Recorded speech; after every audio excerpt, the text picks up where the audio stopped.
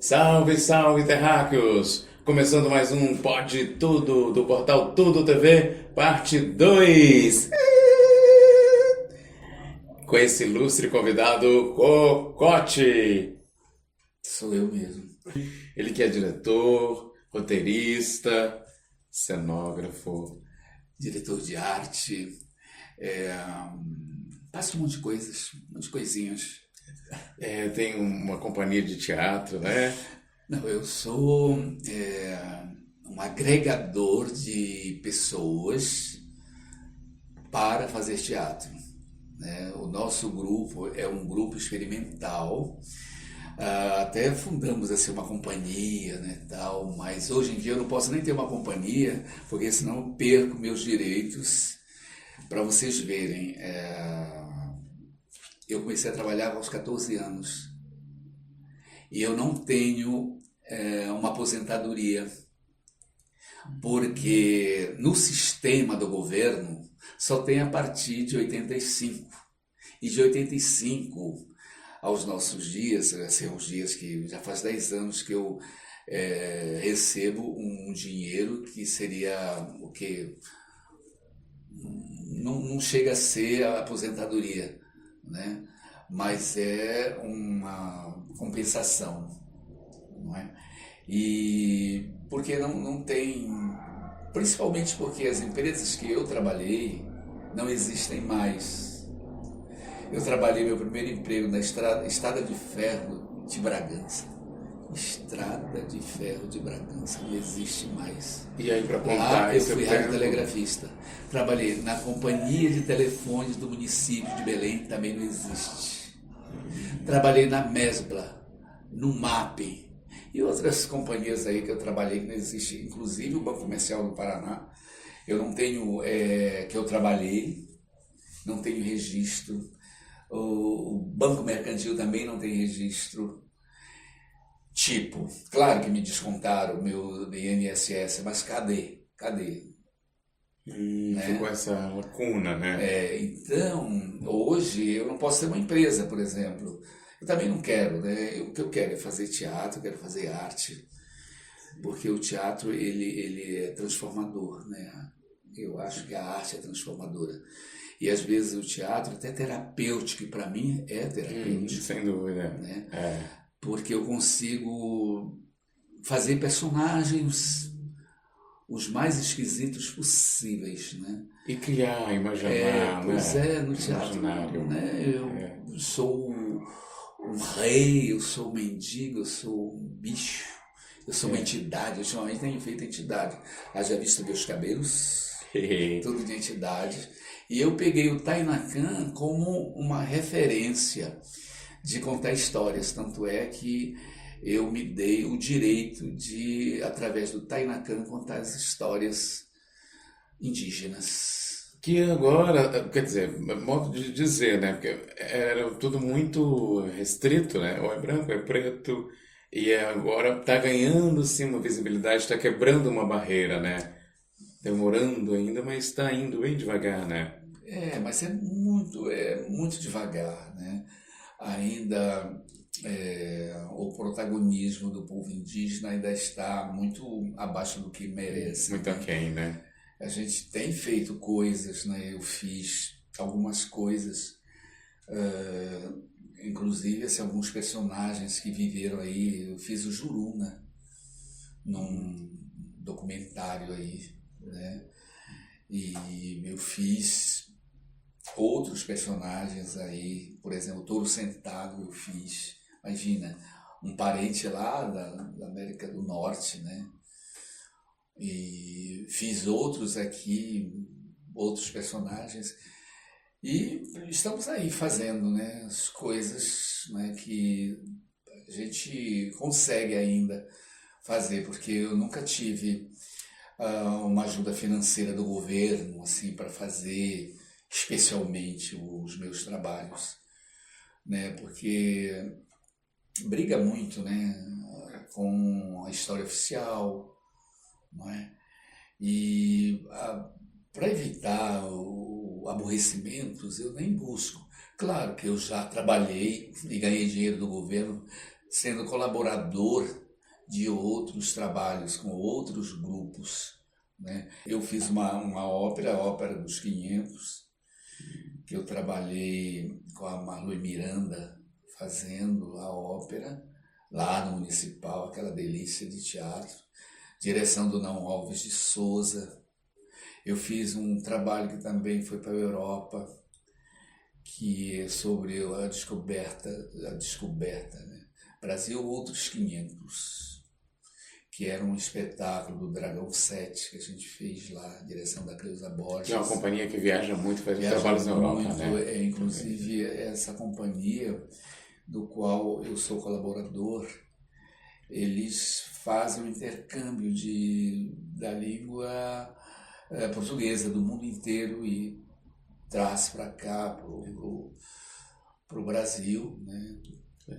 É uma iniciativa maravilhosa, né? E está mais que na hora, né, de governo, as empresas, criar uma ponte, né? Fazer uma ponte indígena, por exemplo. A gente traz, por exemplo, de outros países do mundo que falam a língua portuguesa, por que não? Aqui nós ainda temos assim, cerca de quase 200 troncos linguísticos. Às vezes eu fico vendo que um país como o Paraguai, um país bem pequeno, tem a língua oficial Guarani lá. Aqui é um país enorme como o nosso. E não se mostra, não se fala. Mostra, ainda falamos sim lá para cima. Tem o Nhancatu, que é um tupi moderno, né? Uma coisa que consegue se comunicar, né? Mas é oriundo assim, do quê? Dos tupinambás, dos tupis, né? E é uma língua que foi reformulada pelos padres, né? Pelos religiosos, para se entenderem melhor, né? Na época da catequese. Requer um olhar, né? Em pleno 2024, um sacode, um olhar. Está no século XXI, né? E não tem... É preciso um olhar mais aprofundado em relação aos povos originários, né, do Brasil inteiro, não é só a Amazônia, mas a Amazônia precisa, a situação lá dos Yanomamis.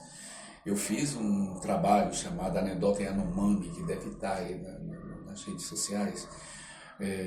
Tem outras coisas que eu fiz, né, que, por exemplo, hoje mesmo, nesta data, está estreando um filme de um pessoal de Goiás maravilhosos, né, que é Goela Abaixo. Vai para os cinemas? Sim, com certeza, né? É um curta-metragem com um pessoal maravilhoso de lá de Goiás. A direção, meu Naquiri, chama-se a Naquiri, uma menina maravilhosa. Quero assistir. Vamos assistir. A Naquiri é o nome da menina. É o nome artístico, né? Deve ter outro nome. Sim.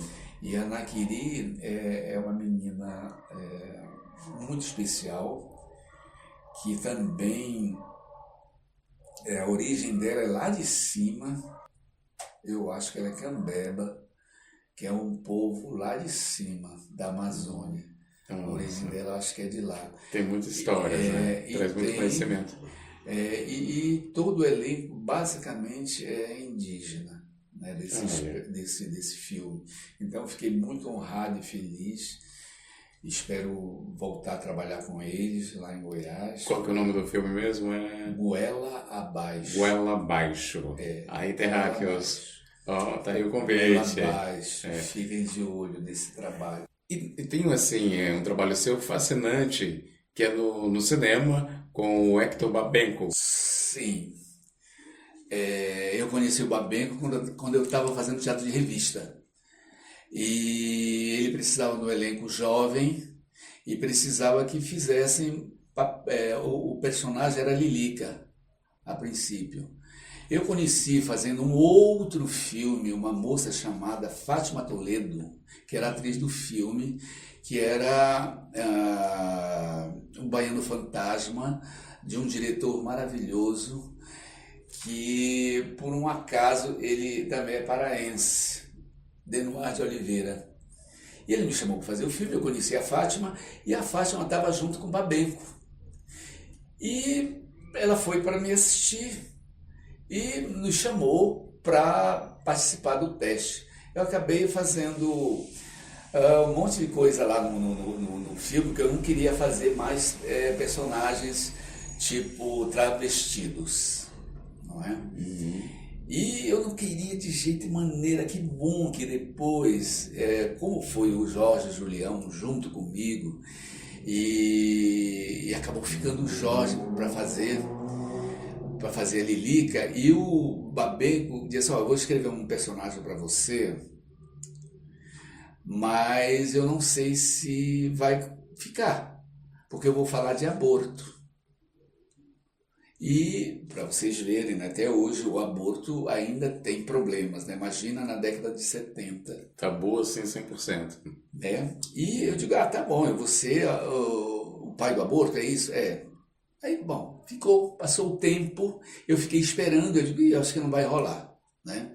Aí quando foi um certo dia, eles, olha, arranjaram a bonitona para ser a prostituta Sueli.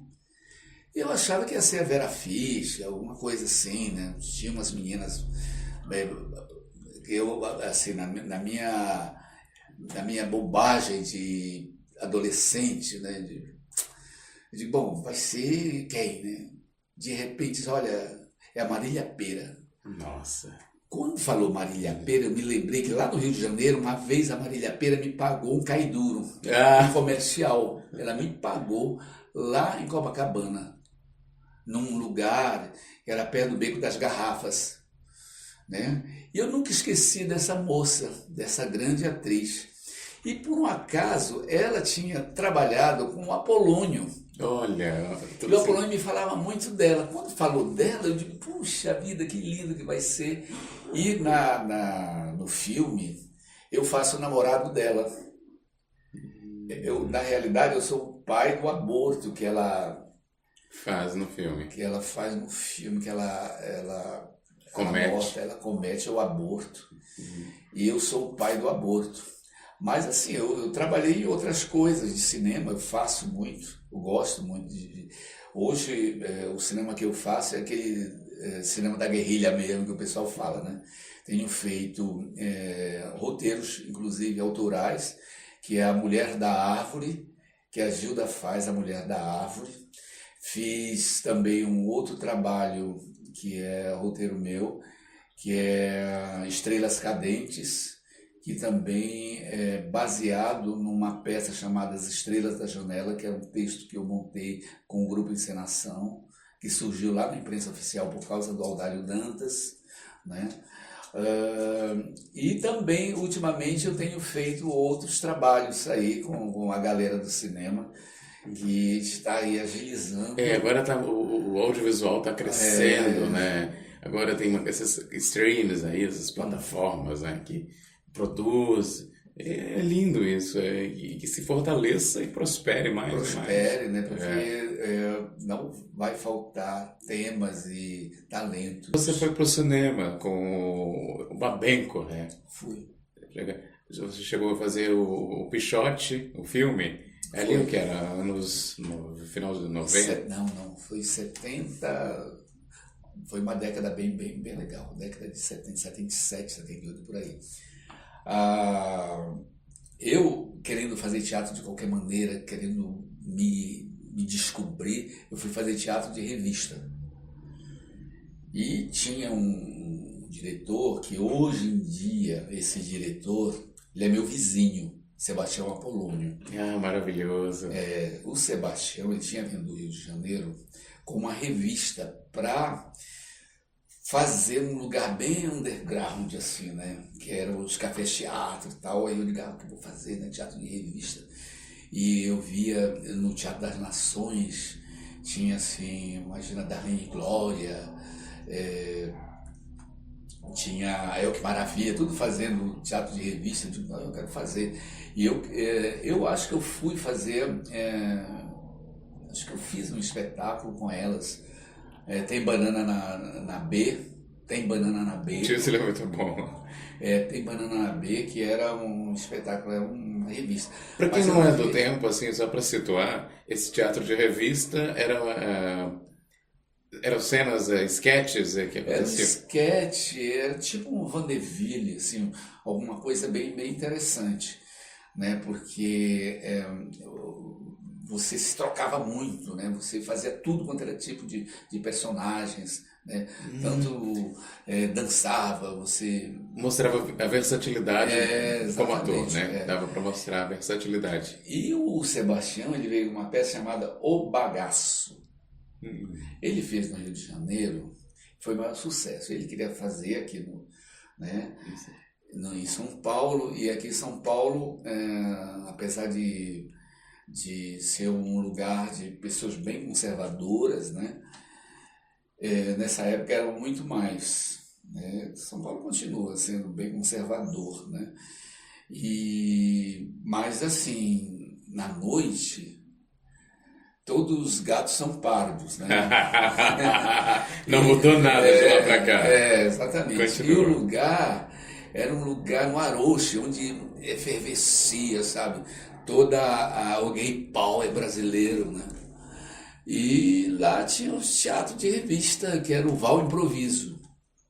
Aí eu fui fazer a peça e o Apolônio resolveu me colocar para fazer o personagem que ele fazia lá do Rio de Janeiro, que era o personagem principal. Nossa, que responsabilidade. Nossa, e as coisas comigo acontecem dessa forma. Muitas vezes já aconteceu esse tipo de situação, né? Lá fui eu fazer.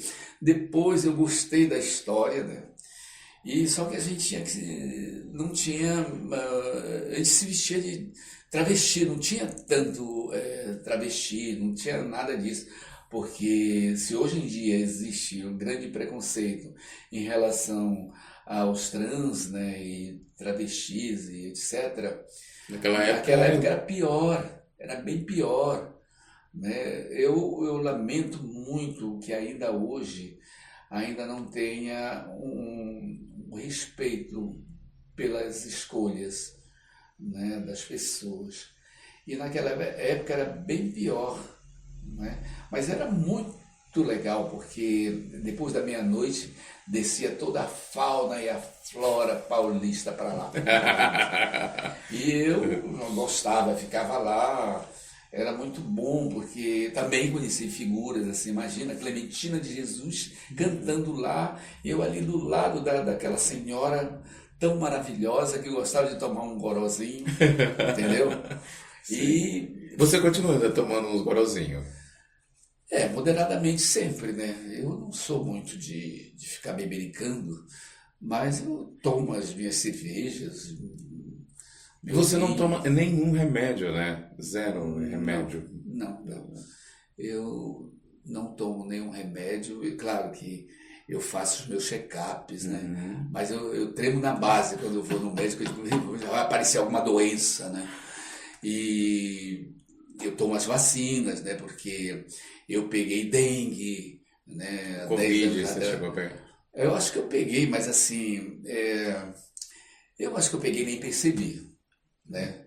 E a alimentação você faz Porque diferenciar? a minha alimentação é diferenciada, eu sei os remédios que eu aprendi a tomar, que são naturais, né? Por exemplo, eu sinto uma gripe, né? Eu fico constipado, então eu digo, vou tomar um azeite de andiroba, um mel, santo remédio. Né? Mistura com limão, toma aquilo lá e pronto. E Toma chás, toma as esses coisas. chás a gente tem acesso a eles o quê? Cerealista? Tem, na zona cerealista tem, isso é você saber, porque também não pode assim, você tomar um chá lá e cair duro e preto, né? Não pode, tem que ter um acompanhamento. Hoje, ainda bem que tem a medicina alternativa, tem as pessoas que conhecem né, os chás que você deve tomar, né? Mas assim, a minha saúde é muito legal. É muito legal. E às vezes eu fico até impressionado disso. Puxa, né? É uma alegria, assim, Não é um tenho- destaque, né? Um Sim, Agora, as coisas assim, não chega a ser doença, mas eu começo a sentir as dores, porque eu sou uma pessoa de 76 anos, que né? não aparenta. E aí começa assim, eu me quebrei muito, porque eu era muito danado. Eu quebrei braço, quebrei pé, quebrei dedo, clavícula. Então, quando começa a esfriar, eu começo a sentir dores, algumas dores, tal, tal. Mas, assim, eu não tenho, assim, dor de cabeça, dor de barriga, nem dor de barriga eu tenho, né? Então, Tem uma certa resistência. Atividade física você faz? Natação? faço, eu gosto de nadar.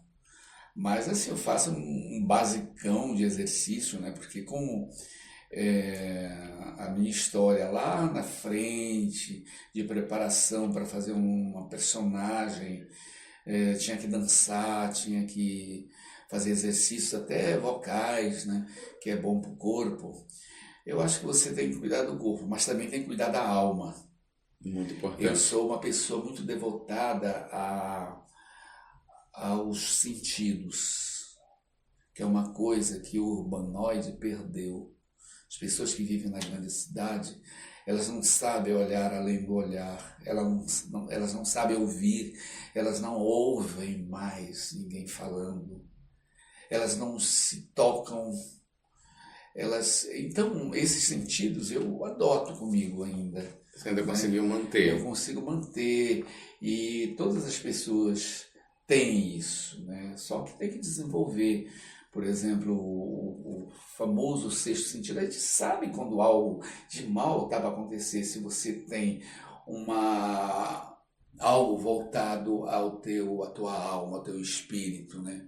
E saber que você está vivo por uma questão divina, né? E saber que teu corpo é algo criado por algo superior, que necessariamente não precisa ser Deus, Jeová, Oxalá, é algo especial. Por exemplo, eu sou xamânico e eu não tenho nenhuma preocupação em ter um Deus único. Eu acho que as forças da natureza são deuses, né? A água ela é muito poderosa, né? Assim como o fogo é muito poderoso, o vento é muito poderoso. Então, essas são as forças da natureza que você tem que respeitar, né? E é por isso que eu respeito muito as forças da natureza, as coisas que Você ainda guarda com eu você, guardo, que é resgata, né? que seria muito bom. E falando de resgate, na realidade eu vim para São Paulo para resgatar a cultura dos meus antepassados. E aí Tanto colocar é, isso em prática. tanto é que eu coloquei em prática isso, porque eu tive um problema lá por causa da minha tez, que eu falei há pouco. Não tinha personagens para eu fazer. Eu tinha feito teatro de revista e eu cansei de fazer travestidos. O teatro é uma beleza, você se transforma, você faz papel de homem, de mulher, de tudo, de bicho, de tudo. Você faz mendigo, você faz rei, você faz tudo. N Né? Faz velho, faz possibilidades. novo, você faz tudo. Né? E o teatro é a grande escola, o teatro é transformador, a cultura é transformadora, não é? E a música e a dança, e se junta tudo isso nesse aglomerado, vira assim algo maravilhoso. Mas eu queria fazer mais, eu tinha prometido para mim mesmo algumas coisas quando eu estava na minha saga de chegar em São Paulo, né?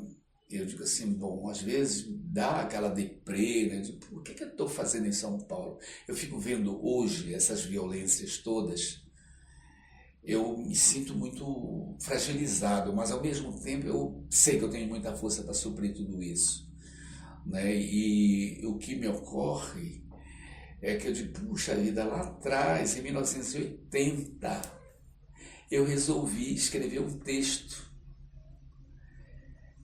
E esse texto foi uma pesquisa em campo, num lugar sagrado. no centro de candomblé do Brasil. Que inusitado, né? Assim. Inusitado, porque eu como desenho bem, né, na época eu queria, vou desenhar roupetas para crianças. E por um acaso eu fui cair numa empresa, uma confecção, que confeccionava roupas para crianças, para herês. E o dono da empresa era do candomblé. E um dia eu fui na sala dele e vi aqueles quadros divinos, todos de deuses do panteão africano. Eu fiquei encantado. Aí disse, olha, eu vou para uma festa, que é uma festa importante, né, da minha religião, que é a saída de Oxalá. Se você quiser, eu te levo, meu convidado especial. Fui. Cheguei lá, parecia que eu estava num outro país. Riquíssimo, tudo muito lindo demais, aqueles figurinos, aquelas pessoas todas vestidas de santo. E muito chique, tudo muito chique. Eu digo assim, nossa, olha só, é uma religião, né, um movimento. Teletransportado, né? Uma outra dimensão. Coisa. Aí, de repente, uma criatura chegou perto de mim, falando, tipo... Assim, eu digo, meu Deus, o que será? Na realidade, era uma pessoa que tinha recebido um herê. Ou seja, a pessoa que estava ali falava assim por causa do herê, que era uma criancinha. A pessoa, dentro do candomblé, que recebe uma entidade... é um cavalo, né? É um cavalo, ou seja, que é a pessoa que recebe, enfim. Começou a conversar comigo. Eu tinha feito um espetáculo, era num lugar difícil, né? E não tinha público, né? Teatro infantil, ia 2, 3, 4 gatos pingados e a pessoinha que estava ali, aquela pessoa, aquela entidade... falou que sabia o que eu fazia. Achei muito estranho, como não me conhece, nunca me viu. Não, e tal. Aí começamos a levar um papo. Eu digo, sabe que não vai ninguém. Aí falou, não, mas era uma sexta-feira. Amanhã vai ir muita gente. Impressionante, né? Aí eu digo, tá bom. Aí, e por que você está falando? Não, porque eu estou falando, e eu vou estar lá, ele vai estar lá, E como é que eu vou saber que você vai estar lá? Eu vou dar um sinal. Quase não dormi à noite, né, com essa minha história de estar conversando, meu Deus, estou conversando com um espírito. No dia seguinte. Isso aí. Era no sábado. No sábado eu cheguei, isso em 1980. Aí diz assim, olha, vai ter gente, será, né? Cheguei no teatro, cheguei cedo. Aí era um teatro na Rua Rapa, que era um teatrinho que era da Vic Militello, chamado Teatro da Praça. Era perto da Praça Marechal. Aí nada de... Chegando na hora, os atores chegaram e tal. Eu digo, olha, hoje vai ter público, viu, gente? Vai ter público. Ah, tá bom. Mas a gente faz assim mesmo, viu? Gente, aí eu fui testar as luzes, né? Acendi as luzes. Aí, de repente, eu olhei, a luz apagou. Eu digo, tá dando mau contato. Acendi de novo. Quando eu vi, apagou de novo. Depois eu lembrei, fiquei todo arrepiado, né? Sim. Eu digo, acho que é um sinal, né? É o sinal. Assim, é o sinal. Aí eu senti, assim, um cheirinho, sabe? Porque, tipo alfazema, sabe? E eu me lembro que eu conversando lá com a entidade, lá, cheirava alfazema. Aí eu digo, danadinha, né? Que era Bem Me Quer, chamava-se. É um herê de Oxum, chamada Bem Me Quer. Bom, era uma menininha e tal. Rapaz, quando estava chegando no horário, chegou um ônibus cheio de criança. Que assistir o não, espetáculo. que não sabe de onde veio. Não. Depois eu fiquei sabendo que foi por intermédio de uma amiga, não sei o quê. Bom, enfim. Tinha público, aí ninguém acreditou. Eu mesmo fiquei pasmo. Aí, claro, eu fui trabalhar, né? E o meu patrão, meu chefe, disse, olha, fulana quer falar contigo. Eu digo, que fulana? Não, é a moça que recebeu a entidade, a Lides. Ela é minha amiga e tal. Eu vou lá, fui lá. Na hora que eu cheguei lá, eu digo assim, oi minha senhora. Aí quando eu falei, oi minha senhora, né, Lides, que era uma senhora de 40 e poucos anos. Nossa. Aí falou aquela vozinha, oi tio. Ela já tinha recebido, ela sentiu que eu estava chegando.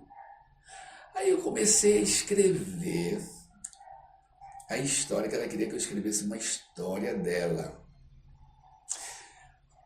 Para concluir, eu acabei escrevendo a história da Mimi Quer. Eu acabei estreando o espetáculo em 1980.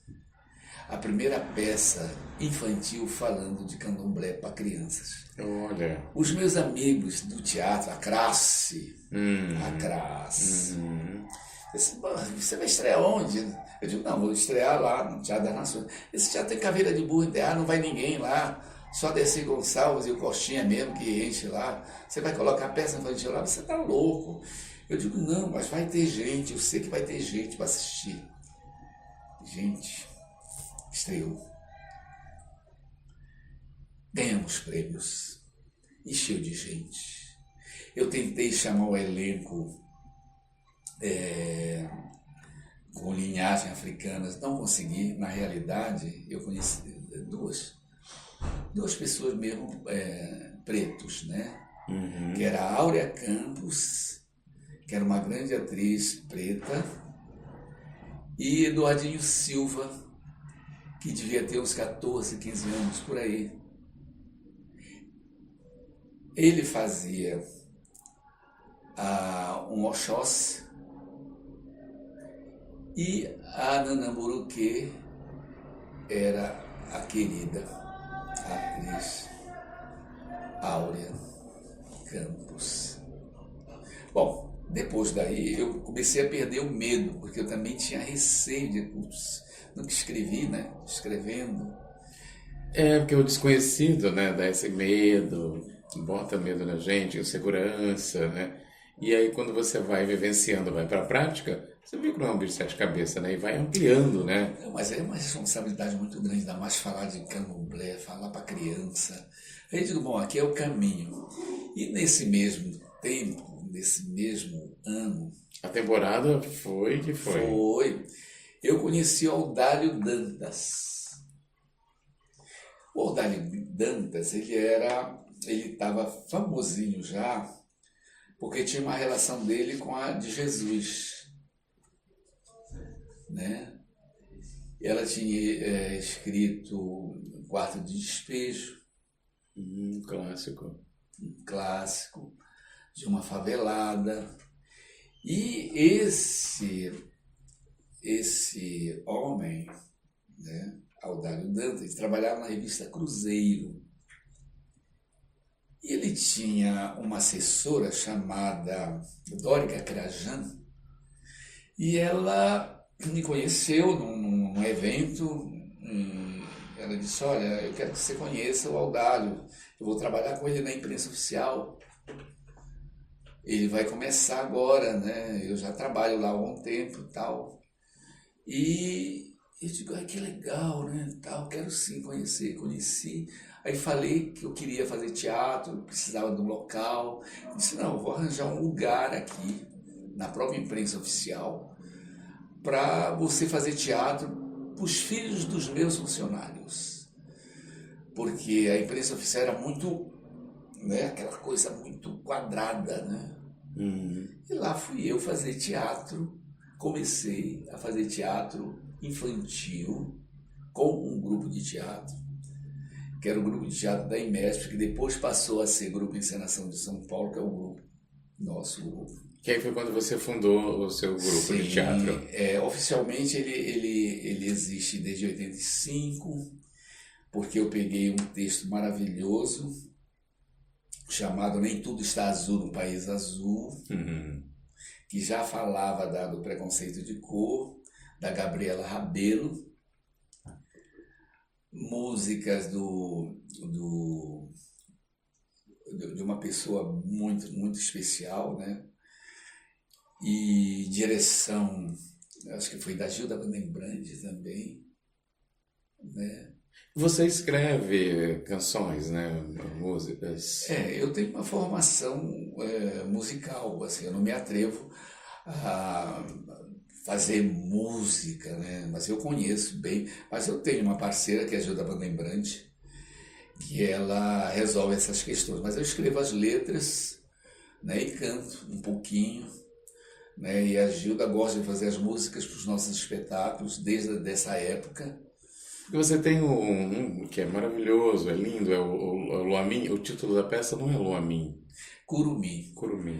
Que também teve uma história do Luamin muito estranha, né? Porque eu tinha escrito alguma coisa da minha chegada em São Paulo, né?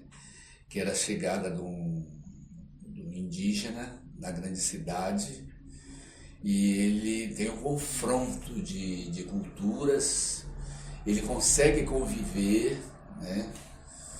E no final tem um final trágico, né? Porque ele volta, né? Porque era uma coisa programada, né?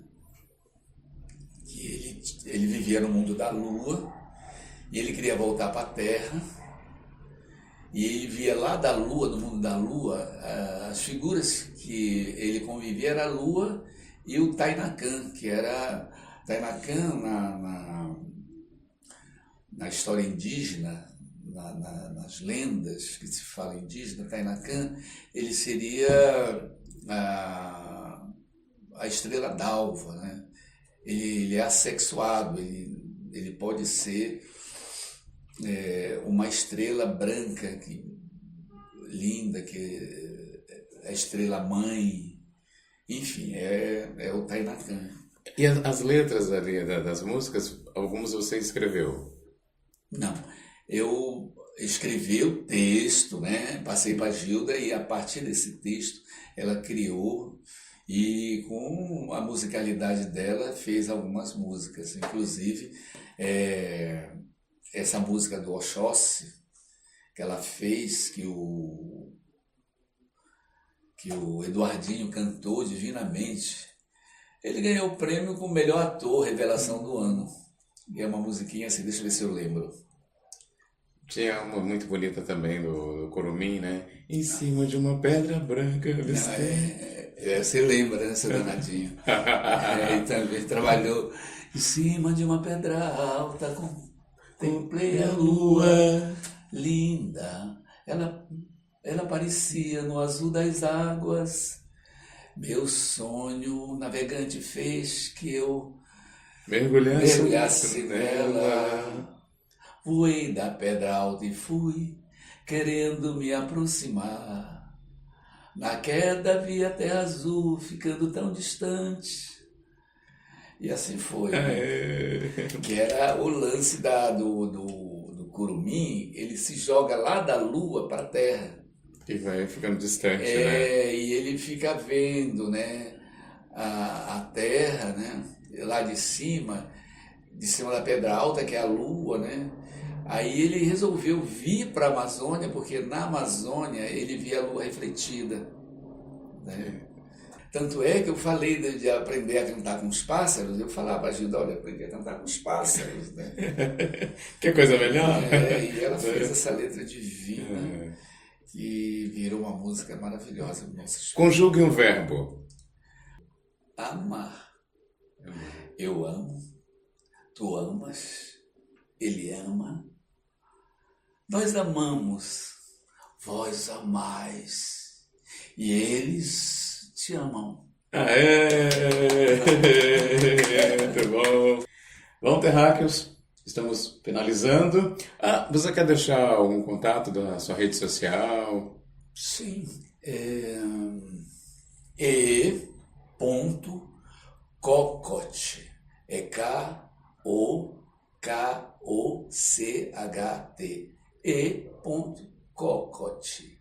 Aê, no Instagram. Tá no Instagram, tá? Aê, obrigado pela sua presença. Obrigado! E vocês, terráqueos, muito obrigado aí pela audiência, por nos prestigiar. Ativem o sininho. Um beijão no coração de cada um de vocês e até mais.